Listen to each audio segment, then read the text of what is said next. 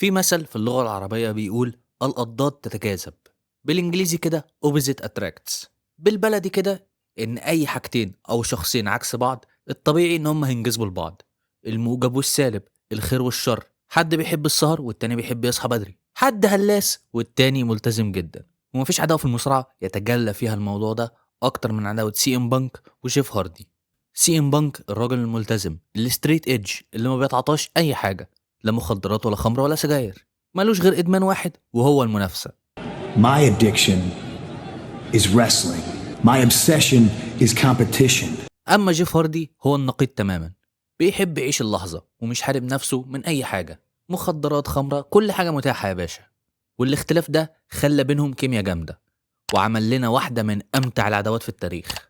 والعداوة دي هي اللي هحكيها لك في الفيديو ده، فما طولش عليك أكتر من كده وخلينا نخش في الكلام السخن والمهم. فيلا بينا خلينا نبدأ حكايتنا من راس المنيا 25، لأن في المنيا دي سي ام بانك شارك في الماني ان ذا بانك وكسبها، وكده يبقى كسب الشنطة لتاني مرة على التوالي.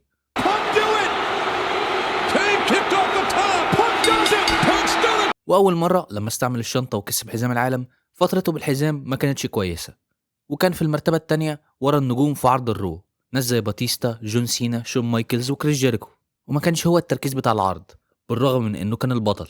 وبعد ما خسر الحزام رجع تاني الميد كارد وكسب حزام القارات. فانت شايف بانك كان فين في الوقت ده؟ كان لسه في الميد كارد وبيشق طريقه لفوق.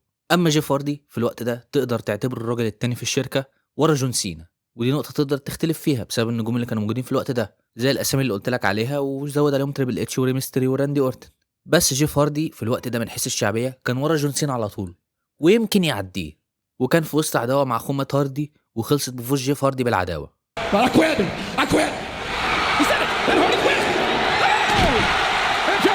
وبعدها جيف هاردي جدد عداوته مع ايدج، بس المرة دي كانت على حزام العالم، والاتنين اتواجهوا في عرض جادجمنت داي، وايدج عرف يحافظ على حزامه بسبب تدخل من وات هاردي، والاتنين اتواجهوا تاني في عرض اكستريم رولز في ماتش سلالم. والماتش ده كان ماتش عالمي وكان مليان سبوتات قوية زي ايدج لما عمل شارب شوتر لهاردي جوه السلم،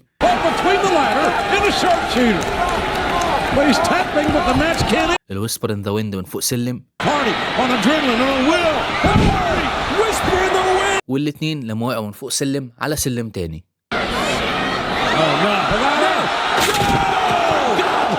والتويست اوف فيت في الهوا، ولحظة الختام العظيمة لما ايدج اتحشر في السلم واتفرج على جيف هاردي وهو بيكسب.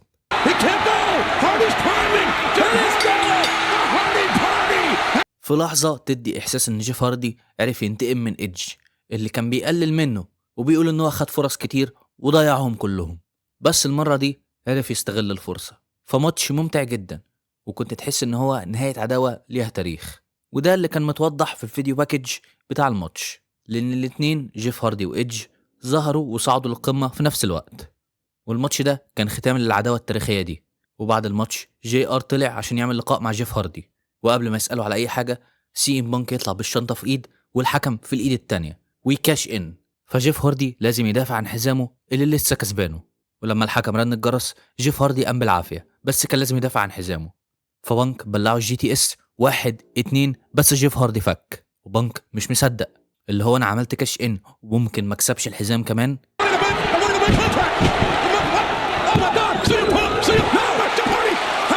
ولما بانك مسك جيف تاني جيف عمل له رول اب وكان على وشك ان هو يحافظ على حزامه، بس بانك فك واداله على دماغه وبلعه الجي تي اس التانية عشان يبقى بطل العالم الجديد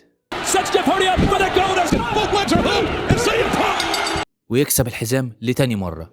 وهم ادوله فرصة تانية بالحزام بالرغم من ان فترته الاولى بالحزام فشلت، حتى لو الموضوع ده ما كانش غلطته. ودي كانت حاجة غريبة لان هم ما كانوش بيعملوا الموضوع ده كتير، وجايز هم عملوا كده عشان كانوا بيجربوه كهيل المرة دي. وفي سماك داون في نفس الاسبوع بانك يطلع وما كانش لسه تحول هيل، خلي بالك من النقطة دي، ويتكلم عن انتصاره ويقول ان هو طلع عشان عايز يوضح الدنيا، ويقول ان هو سمع البعض بيقول ان هو سرق الحزام من جيف هاردي وهو ما كانش شايف كده. وكمان قال ان محدش كان شايف كده لما ايدج خسر له الحزام السنة اللي فاتت والجمهور كان عمال يستهجنه. World Heavyweight Champion for the second time. وكمل كلامه بان هو لما كسب الماني ان ذا بانك فهو خاطر بجسمه، وان اللي حصل ده مش الحاجة الشعبية او المشهورة اللي تتعمل، بس هو ما بيتبعش اي حاجة مشهورة، ورفع الحزام وقال ان الحزام ده بيعني العالم ليه والجمهور لسه بيستهجنه. ولما جيف هاردي يطلع الجمهور يتحول من الاستهجان للتشجيع. وجيف هاردي في الوقت ده محدش كان يقدر يوقفه غير نفسه من كتر شعبيته. المهم ان جيف كان لسه بيسل الاصابات من ماتش اكستريم رولز، ويقولوا انه ما طلعش عشان يشكي عشان دي مش طريقته، وان هو والجمهور شايفين ان بانك ما يستاهلش الحزام، ويروح له في وشه ويقول له انه عمل كاش ان على الشخص الغلط. فبانك يرد بان هو مش الشخص اللي خلى جيف يشارك في ماتش السلالم، وان هو ببساطه خد قرار وعمل كاش ان في الليله دي. جيف هاردي الكلام ده ما كانش جاي معاه سكه، وكان حاسس ان بانك اناني، فجيف طالب بالريماتش بتاعه على الحزام الليله. But I want my title back. I want my rematch tonight. وطبعا هو ما حصلش على الماتش بسبب ان ايدج طلع وحشر نفسه. ولما ايدج دخل الحلبة قال لجيف هاردي ان هو كان محظوظ في اكستريم رولز، ويتريق عليه ويقول له ان هو صاحب اقصر فترة بالحزام. وبعد كده حاول تركيزه على بانك وقال ان بانك بيحاول يبقى زيه. بانك ضحك باستهزاء، وايدج كمل كلامه بان بانك عمل كاش ان مرتين زيه، وايدج في اللحظة دي كان شايط وبيخبط في الكل وعايز فرصة على الحزام. فهاردي ضرب الاتنين وعمل تويست اوف فيت والسوانتون بام على سي ام بانك. Both full of. Whoa! And the world heavyweight champion, Swiss world champion. وبما ان ايدج وجيف هاردي الاتنين عايزين فرصة على الحزام، فتيدي لونج طلع وعمل ماتش نمبر 1 كونتندر بين جيف هاردي وايدج. وبالنسبة للماتش ده ففي اواخر الماتش ايدج زق جيف هاردي على سي ام بانك اللي كان عند ترابيزة التعليق. وطبعا ده ضايق بانك اللي هجم على ايدج وخلى الماتش يخلص بالدي كيو، والدي كيو دي كانت خسارة لجيف هاردي، وده اللي خلى جيف هاردي يهجم على بانك. بس ده ما كانش احسن حاجة لجيف هاردي لان بانك عرف يبلعه جي تي اس في النهاية.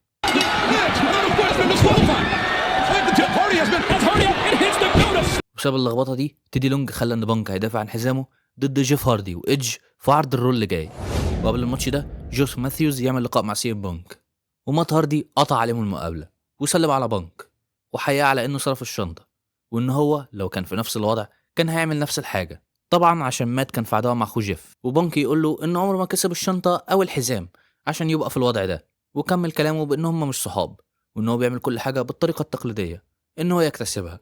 وبالنسبة للماتش الثلاثي ففي اواخر الماتش بعد ما جيف هاردي عمل سوانتون بوم لايدج، فسي ام بانك سحبه بره الحلبة ورمى على السلالم ودخل ثبت ايدج وحافظ على حزامه.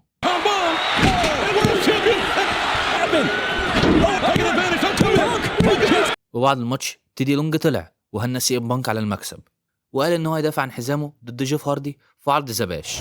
وفي اخر سماك داون قبل الباش فينس ماكمان قال لجيف هاردي في وشه ان هو مش عايزه يبقى البطل. وانا بقول لك ده عشان دي تقريبا واحده من الاحتكاكات القليله بين فينس وجيف هاردي، وعامه البناء للماتش ما كانش فيه حاجه مهمه قوي. المهم يعني بالنسبه لماتشهم في ذا باش فجيف هاردي عمل السوانتون بوم وكسب الماتش، بس رجل بانك كانت تحت الحبل فالحكم عاد الماتش.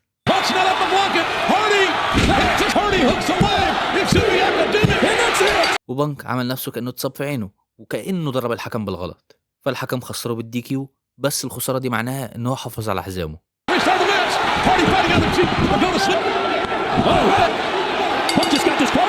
وبانك فضل عامل نفسه مش شايف حاجة.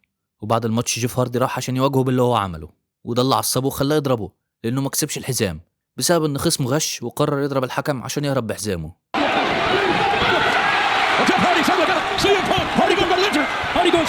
وقف عرض سماك داون يوم 3 يوليو 2009، عرض سماك داون اللي بعد الباش على طول.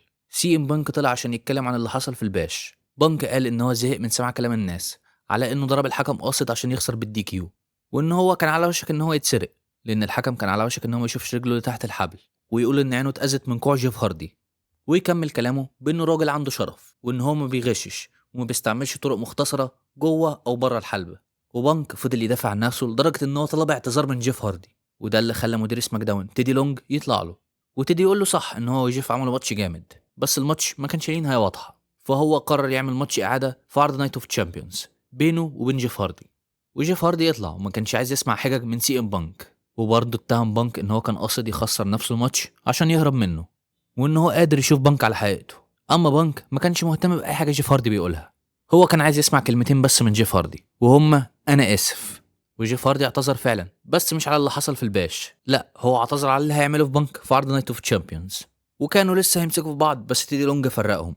وبعدها بانك عرف يهدي الدنيا بانه اتكلم على انهم لازم يركزوا على ماتش التاج تيم بتاعهم بعد كده في الليله. وبعدها بانك يقول له كنت تقول لا، اللي هو لا مش هعتذر وكده يعني. المهم بالنسبه للماتشهم ففي اواخر الماتش بانك عمل نفسه مصاب في عينه لما جيف هاردي حاول يعمل له تاج، فاردي عمل له تاج بالعافيه، ولما بانك حاول يعمل له هو تاج جيف هاردي قعد يتريق عليه وعمل نفسه مصاب، وده اللي خلى ايدج يعمل سبير لبانك اللي ما كانش واخد باله ان ايدج اتعمل له تاج ويخسروا الماتش.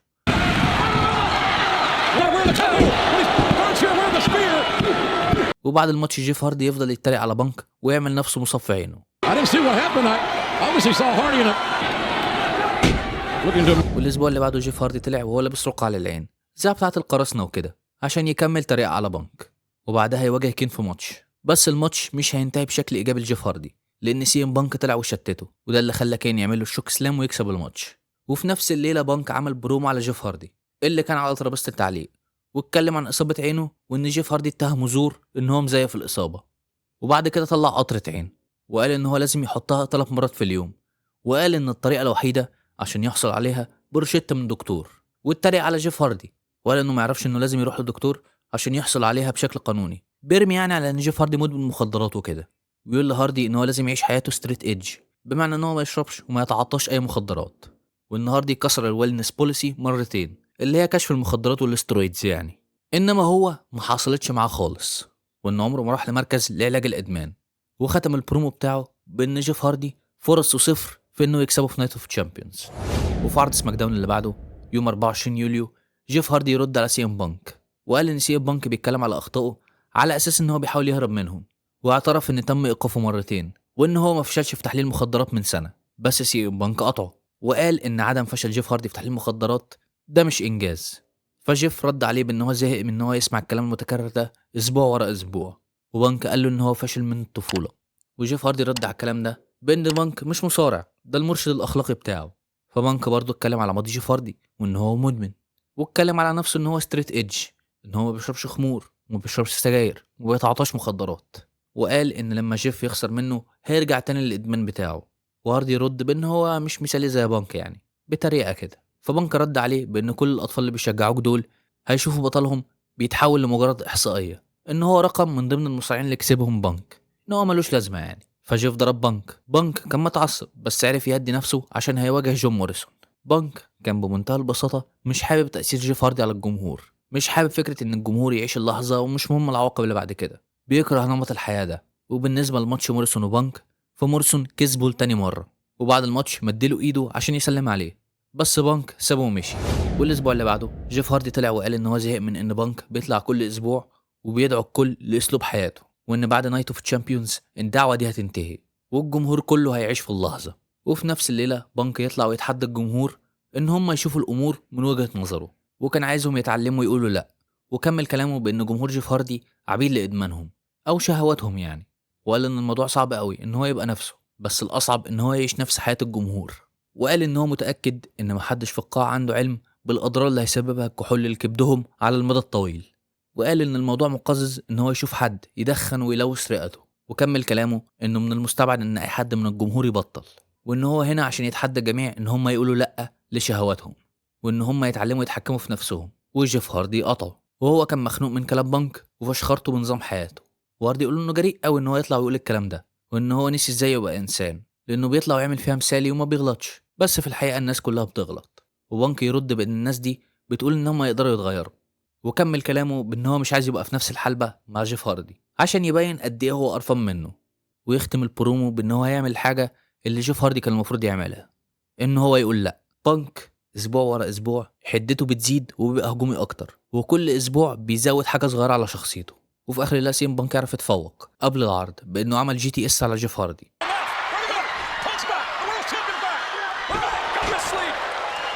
وخلينا نروح لنايت اوف تشامبيونز.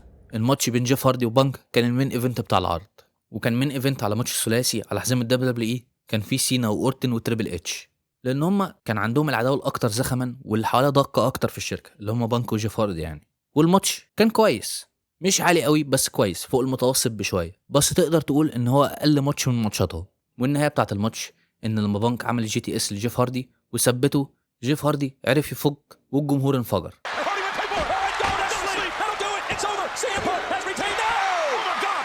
وبانك حاول يثبته تاني بس جيف فك تاني.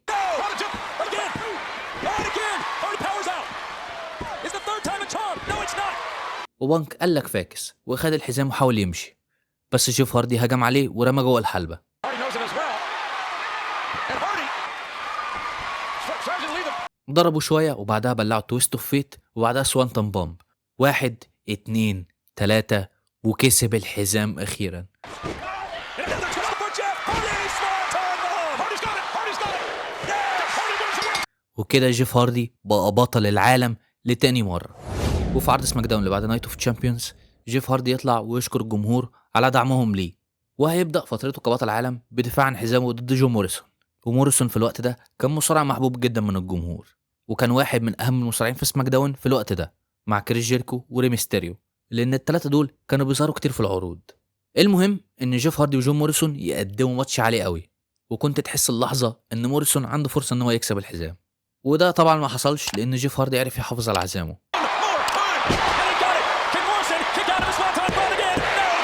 وبعد الماتش سي ام بانك يطلع عشان يهني جيف هاردي ورفع دراع جيف هاردي، وهاردي كان مستغرب جدا من اللي بيحصل.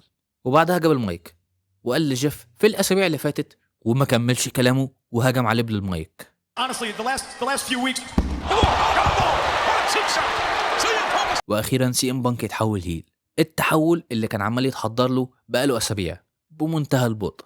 ودي كانت لحظة الانفجار، وبانك هجم عليه بمنتهى العنف ورمى على الحاجز وفضل يضرب فيه.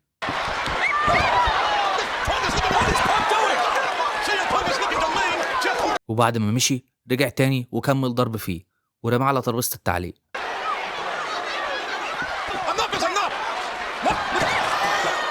وبعدها مسك المايك وقال للجمهور يفتح سماك داون الاسبوع اللي جاي عشان هو هيستعيد حزامه، والجمهور فضل يستهجنه لحد ما سماك داون خلصت.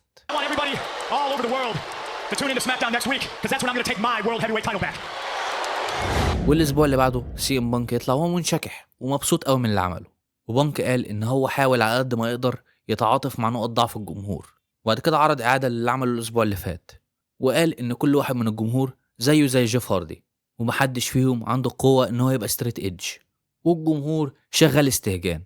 فبانك يرد بان الجمهور بيستهجنه لانهم مش قادرين يستحملوا حقيقه ان هو ما بيتعاطاش مخدرات ولا بيشرب سجاير، وان اللي بيعمل كده غبي. والموضوع محزن قوي ان الجمهور بيشجع الحاجات دي. واتكلم عن الحشيش وقال ان هو ضد القانون، وبما ان كل الناس اللي في الجمهور بيعملوه فهم مجرمين، ده على حد قوله يعني.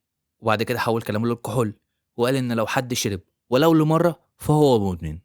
وكمل كلامه بان الجمهور محتاج بطل ستريت ايدج عشان يقود سماك داون، ويقول ان الجمهور محتاج سي ام بانك. You people need is a straight edge world heavyweight champion. You need CM Punk. والماتش اللي كان على حزام العالم كان بعد البرومو ده على طول، لان جيف هاردي طلع والجمهور انفجر، وجيف دخل الحلبة جري والاتنين مسكوا في بعض قبل حتى ما الماتش يبدأ. وده اللي خلى تيدي لونج والحكام يطلعوا عشان يفرقوا بينهم، وفينس ماكمان يطلع. ولان تيدي لونج مش عارف يسيطر ففينس يقول لتيدي انت تحت المراقبة والاختبار، وبما انك مش عارف تتحكم في الدنيا فانا هجيب حكم مخصوص للماتش ده وهيقول مين هو قدام في الليلة. وبعد الاعلان ده جيف هاردي مسك في بانك تاني وفرقوهم تاني، والحكم بتاع الماتش يبقى مات هاردي، الشخص اللي قلب على اخوه ولسه عنده مشاكل معاه. وجيف هاردي طالع وهو متضايق وراح لاخوه اللي ما كانش عارف يبص له في عينه. جيف كان بيبص له بس مات كان بيبص بعيد ومش عارف يبص لاخوه في عينه. في الوقت ده كان في احساس ان خلاص بانك هيكسب الحزام تاني لان مات هاردي هيخرب الماتش على اخوه جيف.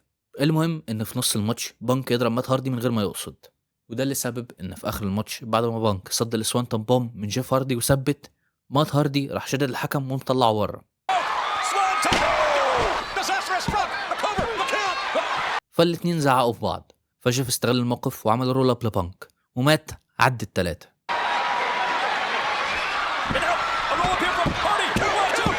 فمات ما خربش الماتش على اخوه، بل بالعكس هو يعتبر خربه على بانك. وبعد الماتش مات هاردي مشي وسي ام بانك نزل ضرب في جيف هاردي وخبطه في ترابيزة التعليق.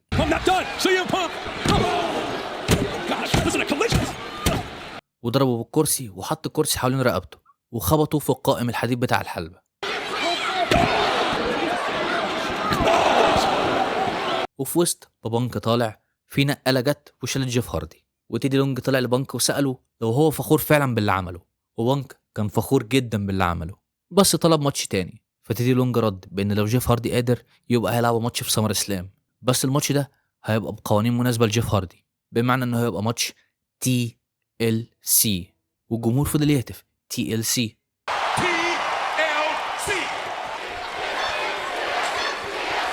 وبانك كان متضايق ان تيدي لونج راح عشان يطمن على جيف هاردي. وفي عرض سماك داون يوم 14 اغسطس سي ام بانك عمل برومو وقال فيه ان تيدي لونج غلطان لو فاكر ان ماتش سلالم ده خاصية جيف هاردي، لان ده خاصيته هو. وبانك اتفشخر بان هو كسب ماتشين ماني ان ذا بانك ورا بعض، والجمهور استهجنه. I've come out victorious. وكمل كلامه بان هو مش لازم يضيع وقته على الجمهور، لان هم عبيد لجيف هاردي والبروباجندا بتاعت انك تعيش في اللحظه، لدرجه ان هو لو قال اسم جيف هاردي بس الجمهور هيشجع. وبعدها اتكلم عن الكحول تاني وقال ان هو لازم ينهي جيف هاردي، وكمل كلامه بان هو مش محتاج اي مساعده خارجيه، وقال ان هو سمع ان جيف هاردي مش هيقدر يلعب في سمر سلام، وده اللي خلى تيدي لونج يطلع الحلبه ومدير عرض سماك داون يقول لبانك ان اللي عمله الاسبوع اللي فات ده حاجه زباله، واعلن ان جيف هاردي هيبقى موجود هنا الليله، وان جيف هاردي اكد له ان هو هيبقى في سمر سلام. But he has assured me that he will be ready to face you at SummerSlam. وحط بانك في ماتش ضد جون موريسون، ولما بانك سمع الكلام ده قال على تيدي لونج ان هو بيطبل لجيف هاردي، وفضل يرغي بس جيف هاردي يطلع، وجيف هاردي طلع بالراحه لان هو كان لسه بيتوجع من اللي حصل فيه الاسبوع اللي فات. وجيف هاردي بالرغم من ان هو موجوع فهو لسه موجود، ويقول لبانك موت بغيظك. I am hurt, but I'm here in your face. وان هو هيستحمل الالم ويدافع عن حزامه في سمر سلام، وسي ام بانك يكسب جون موريسون.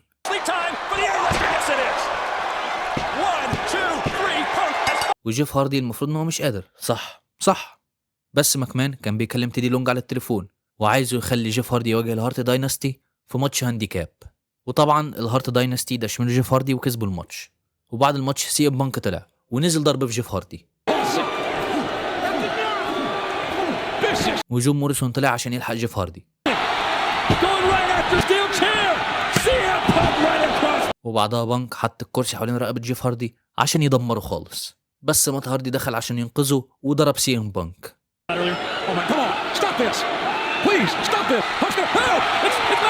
ومات هاردي وجون موريسون ده شملوا الهارت دايناستي. واللي فضل واقف بعد كل ده هو مات هاردي. مات اللي راح لاخوه جيف كان بيحاول يبعد عنه عشان حاسس ان هو هيضربه،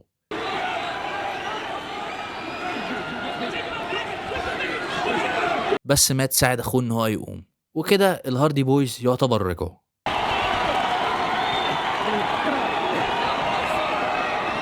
وتيدي لونج عمل ماتش 6 مان تاج بين الهاردي بويز وجون موريسون ضد سي ام بانك والهارت دايناستي، والعرض يقفل على الفريقين وهم بيبصوا لبعض. وفي اخر عرض سماك داون قبل سمر سلام جيف هاردي يطلع ويقول ان هو واخوه بقوا تمام خلاص، وان الهاردي بويز هم اللي شهروا ماتشات TLC، وان الدكاتره قالوا له ان هو ما يلعبش في سمر سلام، بس هو مش الشخص اللي بيسمع للدكاتره ومش ناوي يعمل ده دلوقتي. وبعدها طلع السلم وقعد فوق وقال ان هو بيمتلك المسافه من قمه السلم للارض، وان الموضوع هيحتاج اكتر من كرسي عشان يخلص عليه. فسي ام بانك قطعه، وبانك ساله لو هو متوتر عشان هو فوق قوي على السلم، وقال ان هاردي سكران، وكل الناس اللي في القاعه نفس الكلام.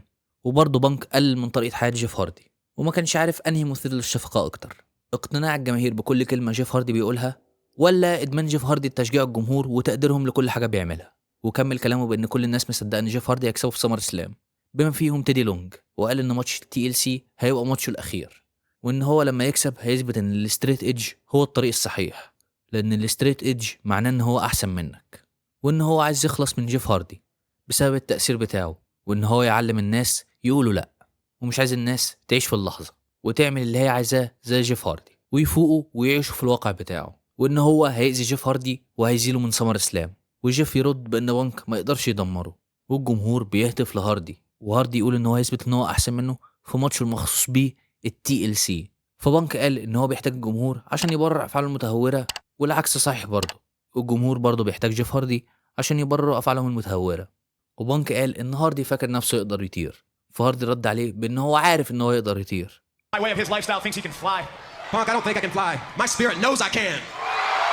وبانك يزق السلم عشان يوقع هاردي، بس ده اللي يرد فيه عشان هاردي بلعه التويست اوف فيت.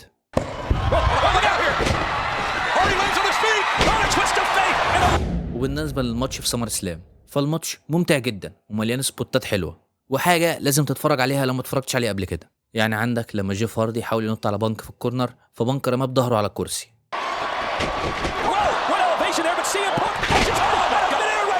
وهاردي لما حاول يعمل سبلاش على بانك على ترابيزه بره الحلبه، بس بانك فداه.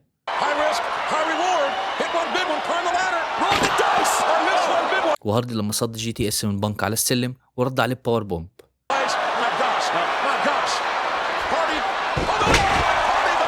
وبانك لما زق السلم وهاردي فوقيه على الكورنر. وبانك لما عمل سوبر بليكس على هاردي على سلم. وهاردي لما صد بولدوج من بانك ورمى على ترابيزه بره الحلبه. وطبعا اقوى سبوت في الماتش لما هاردي عمل سوانتون بوم من فوق السلم على بانك على ترابيزه المعلقين.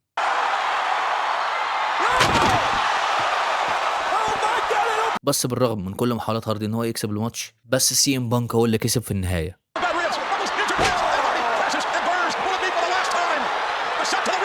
ماتش عظيم قوي ولازم تتفرج عليه.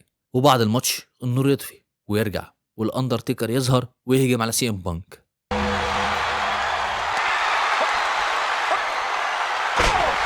وبالنهايه بتاعت الماتش وعوده الاندرتيكر تفتكر ان العداوه انتهت، بس في الحقيقه لا.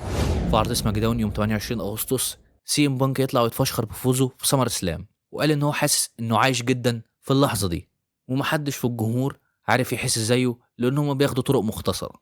وبانك قال ان هو لسه حاسس بالالم من ماتش سمر سلام، بس الالم ده اللي مخليه حاسس بالحياه. وخبط في الجمهور وفي جيف هاردي انه مش محتاج يتعاطى اي حاجه عشان يحس بالاحساس ده.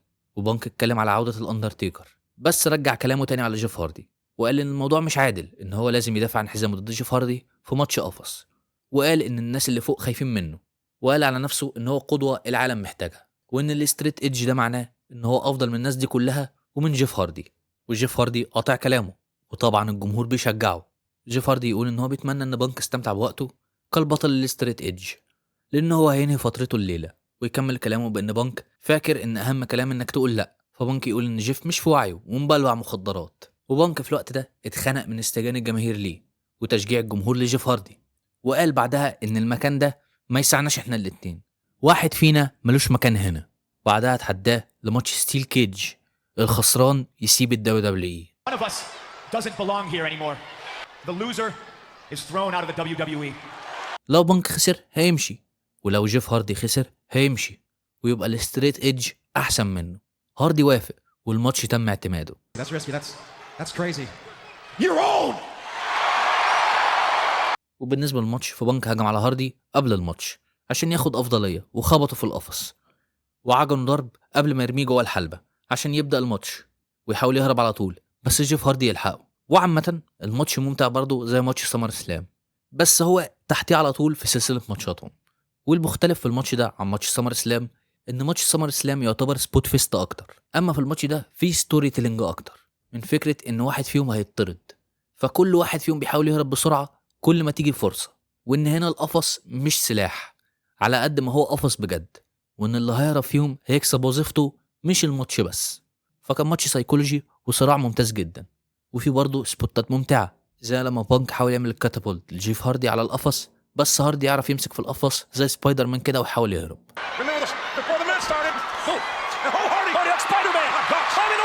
وبانك عمل سوبر بليكس لجيف هاردي من فوق القفص، جيف هاردي هو اللي كان فوق.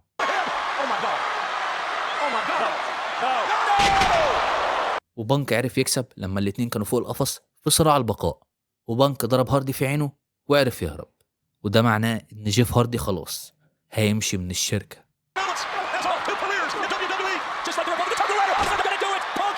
وبعد ما بانك مشي جيف هاردي ودع الجمهور، والجمهور كان بيهتف شكرا جيف، وفي منهم اللي كان بيعيط بجد.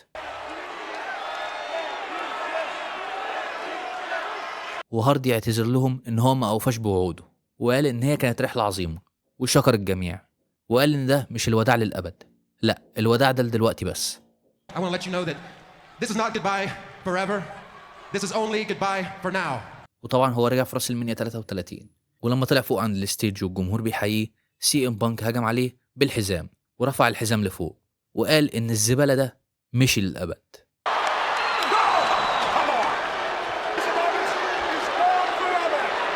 وفي عرض سماك داون يوم 4 سبتمبر جيف هاردي يطلع والجمهور كان عمال يشجع، بس مرة واحدة التشجيع يقلب استهجان، لأن هم أدركوا إن ده مش جيف هاردي، ده سي ام بانك لابس زي جيف هاردي.